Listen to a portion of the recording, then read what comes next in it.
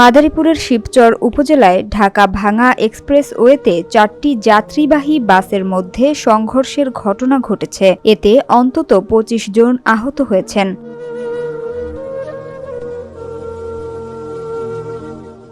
শনিবার সকাল 9:30টার দিকে শিবচরের পাঁচচরে এলাকায় এ দুর্ঘটনা ঘটে। এই দুর্ঘটনার পর এক্সপ্রেসওয়ের ঢাকামুখী লেনে প্রায় 1 ঘণ্টা যান চলাচল বন্ধ ছিল।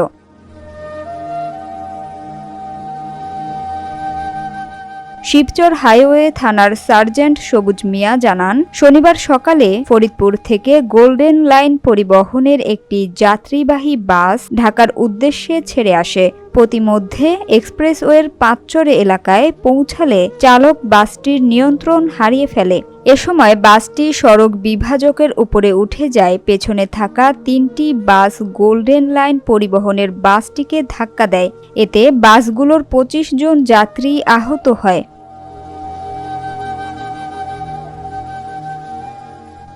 পুলিশের এই কর্মকর্তা আরও জানান, খবর পেয়ে ঘটনাস্থলে থেকে আহতদের উদ্ধার করে হাসপাতালে ভর্তি করা হয়। পরিস্থিতি নিয়ন্ত্রণে হাইওয়ে পুলিশ ও ফায়ার সার্ভিসের সদস্যরা কাজ করছে।